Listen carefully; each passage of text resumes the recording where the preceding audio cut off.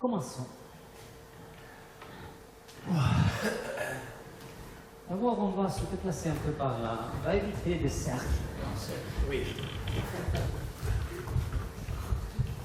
Triangle circulaire. Vous pouvez relâcher vos articulations pendant marcher. Vous pouvez déjà comprendre comment on crée par rapport au mouvement, les distances, l'orientation qui change.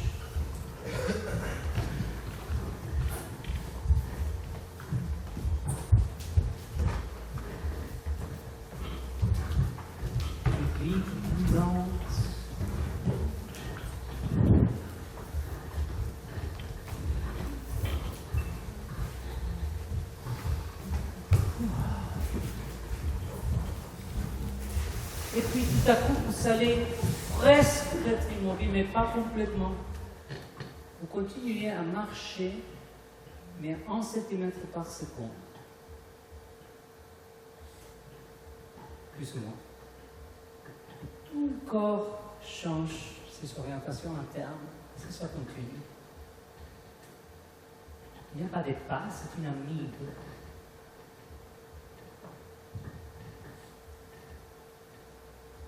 On commence à sentir la respiration plus profonde. On commence à faire attention à la qualité de la pression des pieds sur le sol qui change de manière extrêmement variée. Cette exploration des pressions des pieds va déjà nous inviter à explorer des changements de posture qui se déplacent par tout le corps. Le mouvement va être d'abord le mouvement interne. On va commencer à sentir, il faut imaginer, le corps comme cet essaim nué de 360 articulations. C'est le nombre d'articulations d'un corps humain. Certaines articulations sont fixes. Une articulation, c'est quand deux os se joignent. Mais la plupart sont extrêmement mobiles. Donc c'est une espèce de nuée de 360 articulations. Donc le mouvement, c'est entre le rapport changeant entre tous les 300. C'est comme 360 poissons qui changent de rapport interne, comme aussi on faisait en tant que groupe. On change de rapport entre nous. La même chose font maintenant notre articulation. On va s'assurer d'abord qu'il n'y a aucun blocage. Donc, soyez sûr que, d'abord peut-être le doigt, on a énormément d'articulation dans les doigts, que tout soit relâché, tout est ouvert au mouvement, et les poignets, et le cou. On cherche d'essayer que plus d'articulations que possible soient simultanément en mouvement, c'est-à-dire laissant le nuée entier d'articulation en mobilité. Les épaules.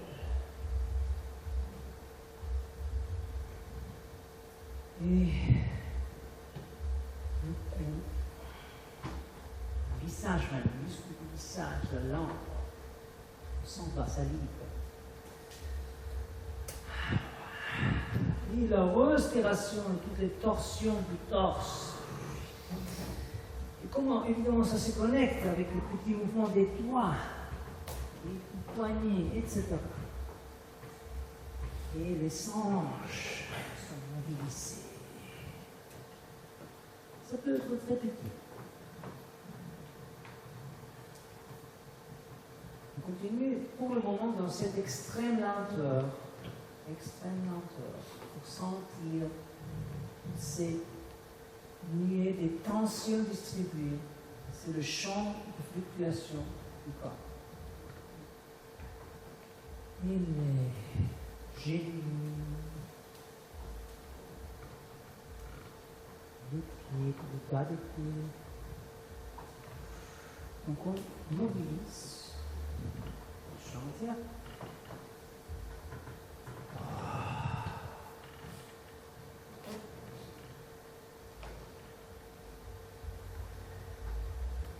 On va introduire un élément qui peut être difficile d'abord, mais c'est extrêmement important. C'est de ne pas bouger d'une manière contrôlée, c'est-à-dire ne pas prendre des décisions rationnelles du mouvement, mais pas essayer de créer des formes, ne pas reproduire des postures qui vous sont connues. Pour ça, on va faire des trucs divers, essayer de laisser que le corps se mobilise par lui-même à travers son intelligence corporelle. Par exemple, cette manière d'explorer la multiplicité des manières de sentir la pression des pieds. Ça ne va pas être très riche si on reproduit ces postures qu'on connaît. Donc pour s'ouvrir à des sensations nouvelles, on va mobiliser le champ entier du corps.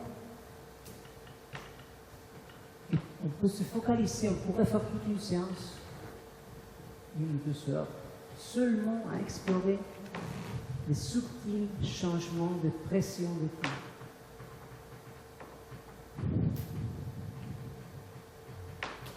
Mais on aime ajouter aussi souvent, comme une autre manière d'inviter le corps à se désaligner, sentir la caresse des pieds. C'est en fait la seule chose pour laquelle je pense que les vêtements sont intéressants. Cette caresse qui nous donne les vêtements. Parce qu'on bouge. Et on bouge tout le temps. En fait, je vais vous proposer d'essayer de rester immobile et sentir dans cette fausse immobilité la manière dont tout fluctue dans le corps.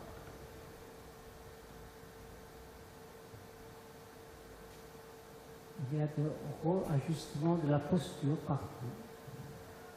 De petits mouvements réflexes, la respiration, le cœur, la pression sanguinaire, comme on dit, sanguine. Le fourmillement. Et évidemment, ce sont des choses qu'on peut expérimenter, mais derrière ça, il y a tout le mouvement moléculaire, absolument tout dans le corps est en mouvement. Donc l'idée qu'on contrôle le mouvement à travers la rationalité, c'est une idée complètement ridicule. Si on s'ouvre à ce champ de mouvement auto-organisé beaucoup plus large. C'est à travers cette ouverture où on peut aussi trouver de manière de connecter avec le monde, avec les autres, de manière ouverte, où on n'impose pas au monde et aux autres une forme de mouvement préétabli.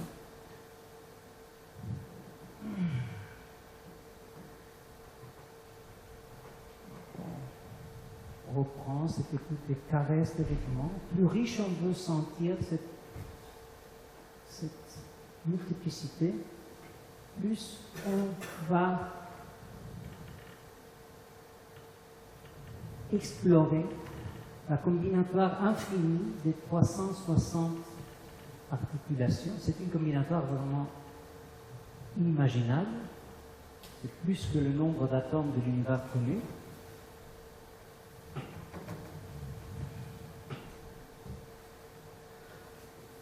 Les pressions des pieds.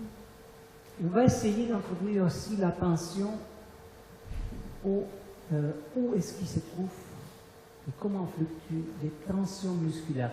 Ça, c'est le sens proprioceptif, proprement dit. Essayez de sentir où est-ce qu'il se trouve, comment évolue. Ils sont partout, donc ce n'est pas vraiment possible de le localiser. Et à peine tu as devenu conscient qu'il y avait il y a certaines fluctuations musculaires. Quelque part, elles sont déjà en fuite. Quelque part. Donc, il ne s'agit pas de devenir complètement conscient ou de rationaliser tout ce qui se passe, mais de s'ouvrir à cette multiplicité incroyable, auto-organisée, où on a tout un monde entier, un cosmos, un microcosmos de sensations, seulement déjà dans les fluctuations proprioceptives musculaires. Évidemment, ça comporte aussi les tendons, les fascias, les articulations. Vous pouvez sentir le petit concert de clic des articulations, qui souvent aussi nous dit qu'on est en train d'explorer des mouvements nouveaux. Et on utilise le résidu de conscience rationalisante plutôt pour se désaligner. Quand on se rend compte qu'on est en train de reproduire une posture qui nous est connue, qu'on est en train d'essayer de créer une forme belle de l'extérieur, etc., bon, on laisse qu'il y a un peu de petite torsion, des alignements de l'axe. C'est important de ne pas savoir la tête complètement droite, parce que ça nous mise immédiatement dans la position du sujet contrôlateur.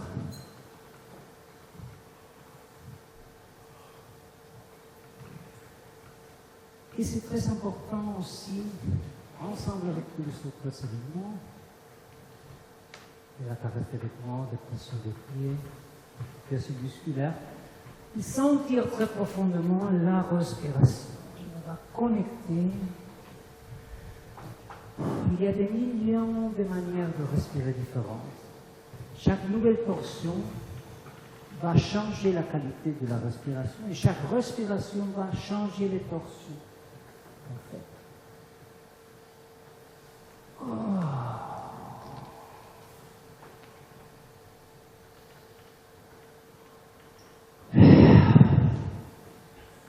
La proprioception, c'est le premier sens qu'on développe à l'utérus, donc c'est très profond. Se focaliser sur ça, c'est comme retourner à l'utérus.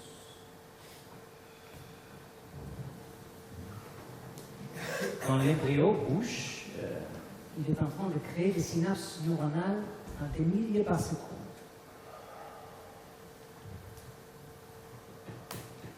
Et ici, on expérimente une nouvelle qualité proprioceptive et multisensorielle. Nous, on mobilise aussi la plasticité neuronale.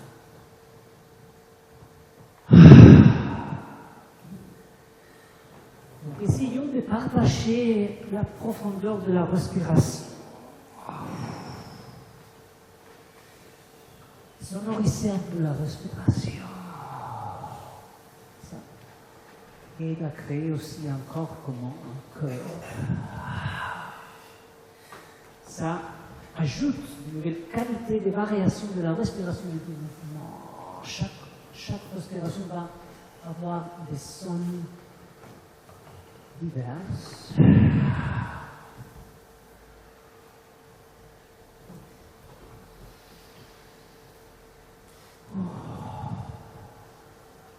Des fois, vous pouvez retourner à la fausse immobilité, quand vous voulez, et sentir les fluctuations qu'il y a. Et le défi alors serait de jamais bouger par une décision rationnelle, mais laisser que le corps recommence à bouger par lui-même, pour ainsi dire. Et si vous devez rester là pendant longtemps, bon, c'est le défi. C'est bien, vous pouvez rester dans la petite fluctuation jusqu'à que quelques désalignements de l'axe ou quelques mouvements réflexes portent le corps vers une nouvelle configuration fluctuante. Chaque configuration est toujours fluctuante. Il n'y a jamais l'idée d'une posture immobile. Chaque configuration, je les appelle infiguration, est pleine, saturée de potentialités, d'évolutions possibles.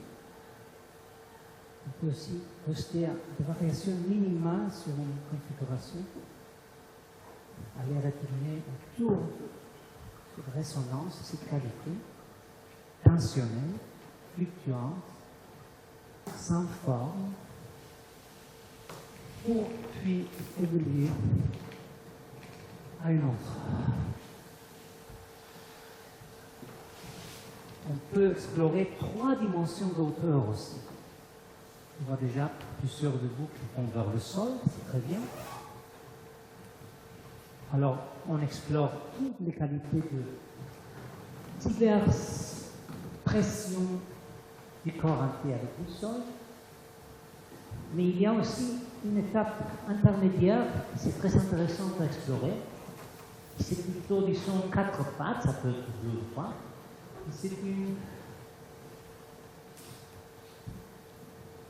manière d'explorer des auteurs intermédiaires qui vont en devenir animal. En fait, il y a une pratique qui s'appelle Animal Flow, qui explore beaucoup ce type. Où on peut aussi vraiment explorer les sensations plus inattendues.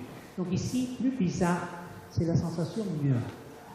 C'est-à-dire c'est quelque chose de nouveau qui est en train de créer une nouvelle mémoire, non seulement dans la propre perception, mais dans l'intégration sensorielle. Une nouvelle mémoire. Donc ce qu'on développe, ce qu'on apprend dans ce type de pratique n'est pas un apprentissage des formes, des patterns, mais de la plasticité même, c'est-à-dire la capacité d'introduire toujours une petite variation, minuscule, plus petite, plus tenable. Si tout change tout le temps, ça peut devenir homogène. Mais s'il n'y a toujours qu'une petite variation qui s'ajoute à l'intérieur, ça aussi a du sens parce que je pense que la répétition stricte est une autre fallacie de la métaphysique. C'est pas possible parce que tout dans l'univers est en mouvement, est en fluctuation, donc la vraie répétition est complètement impossible. Mais cette variation continue serait la source aussi de la vie comme évolution, comme diversification. C'est quelque chose qu'on peut pratiquer, cultiver, au lieu de cultiver un apprentissage basé sur la répétition. La répétition a un marché parce qu'on s'est aligné avec les points de solution, etc.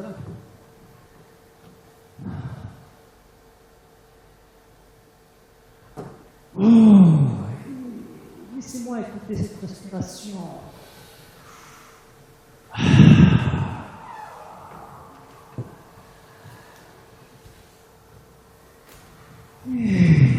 Si on sonorise plus et plus la respiration, vous allez sentir la vibration sonore comme quelque chose qui traverse et mobilise les tissus internes aussi.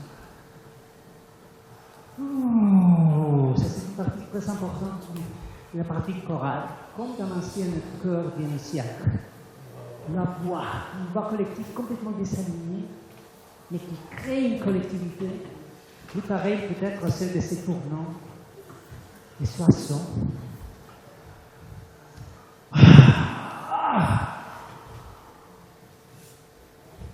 C'est là aussi, avec l'aide aussi de la voix, mais non seulement, où on peut commencer à sentir des dynamiques différentes. Donc il y a l'extrême lenteur, il y a la fausse immobilité fluctuante, mais il y aura aussi des accélérations de ça va devenir bientôt aussi la manière de créer une dynamique chorale, dynamique d'essence, dynamique de flocking, on dit en anglais. Mais une flocking très différente de celle qu'on travaille dans notre pratique de danse. Dans ce cas-là, ce n'est pas du tout basé sur l'imitation. Au contraire, on va se laisser contaminer d'une manière différentielle des énergies qu'on voit autour de nous. Jamais mais il y aura quelques qualités peut-être que, d'une manière non contrôlée, non attendue, se propagent à travers moi parce que je suis ouvert. Mon essence d'articulation est ouverte à cette résonance.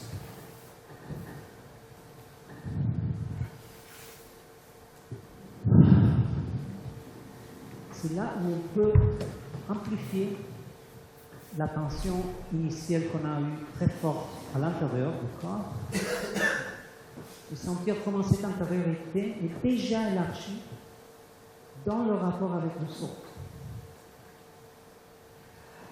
Donc on peut sentir tout le champ de dynamique et de fluctuation autour de nous, le rapport de distance et d'orientation qui change, les hauteurs, les changements de vitesse dans moi et les sons, et comment il y a une propagation très différentielle qui est la source de cette idée que je proposais d'une collectivité basée sur cette différence et la rupture. Jamais sur l'imitation. Donc on mobilise aussi l'espace. L'espace, c'est d'abord l'espace entre nous. Il n'y a pas un espace cartésien mécanistique mesurable. C'est un espace de densité, de proximité, de distance, d'orientation qui change. L'orientation est complexe parce que chacun de nous est un essence déjà. C'est une orientation multiple entre tous.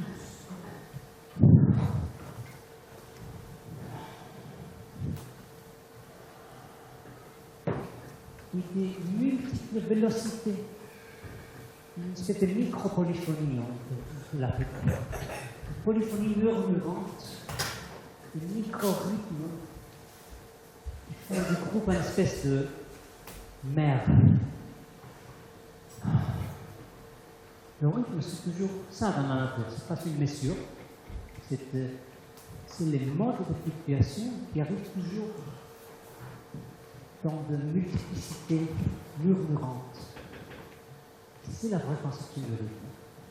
C'est dans l'essentiel.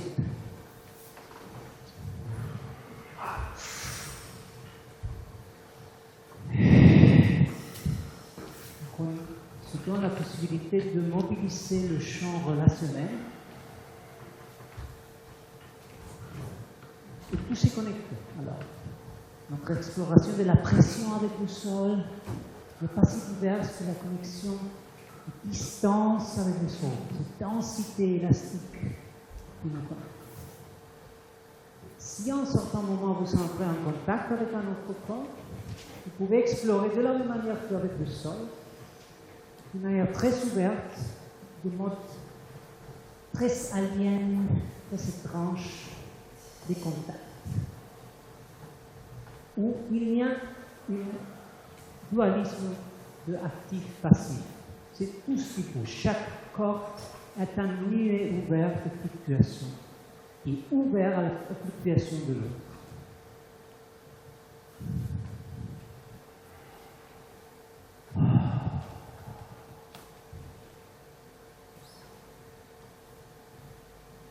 Dans ce moment-là, c'est bien de ralentir pour sentir la richesse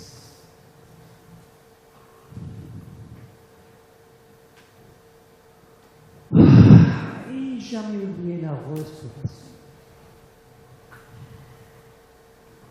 On essaie de créer un champ collectif sonore.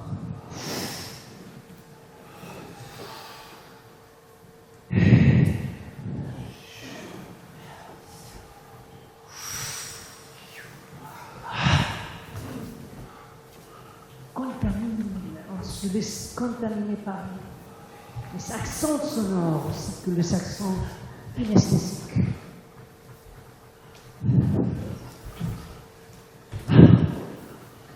On intègre les autres sens, même la vision, dans la perception. On voit à travers la perception. Notre sensation d'espace change complètement.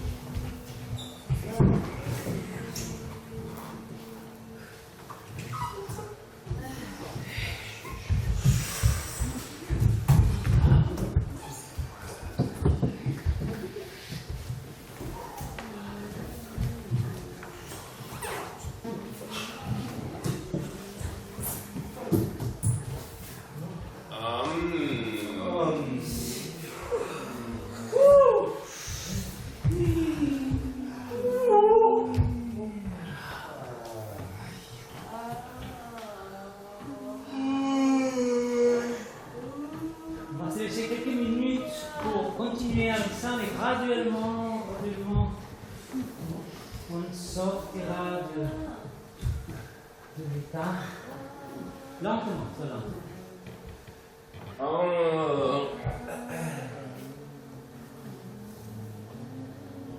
On essaie de garder cette qualité pendant la semaine. On pratique une expérimentation conviviale. Chaque jour, on va explorer les différentes dimensions. Ce sont des exercices que tu vas avoir des milliers. À l'hiver, il y aura des jours où Jean-Marc propose ces exercices avec un peu de contrepoint aussi avec le thème de comment diversifier les répétitions de lunettes. On va sortir dehors, on va élaborer la dimension flocking, l'intensité de cette cohésion indéterminée. On va connecter ça avec la cueillette des plantes dehors, etc.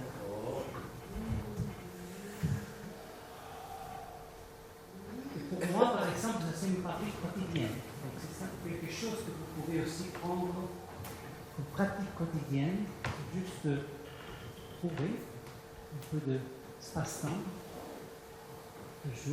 chaque jour, pour fluctuer, improviser, dehors, possible.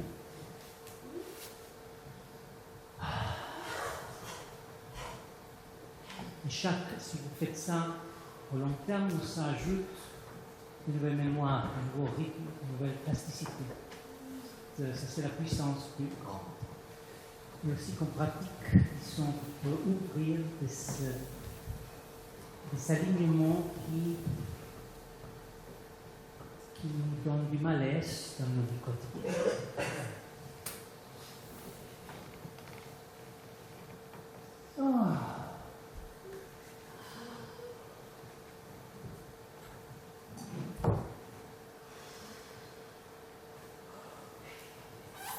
Mais disons, la proposition maximaliste, c'est de devenir vraiment de nouveau des oiseaux en sauvage,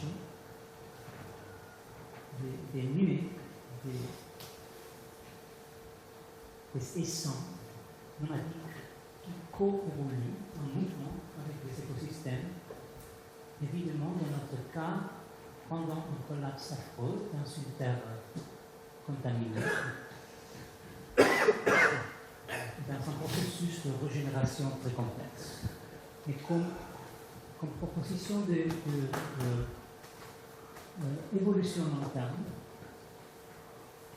vous pouvez imaginer des petites communautés d'essents, de mouvements, qui vont coévoluer vers des évolutions complètement diverses, dans des écosystèmes divers, qui, à travers les millions d'années, vont devenir des espèces diverses.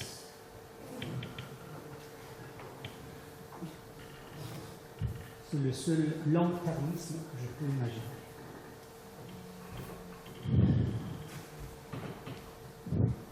J'ai des nouvelles, c'était sur la B12 que je voulais te dire. Parce que la B12, la vitamine que les véganes aujourd'hui ont besoin, c'est prouvé dans la biodiversité des micro-organismes du sol. Il a été éliminé à travers les monocultures de l'agriculture. Donc, éventuellement, au futur, on la retrouverait de nouveau. Je suis en train de utiliser.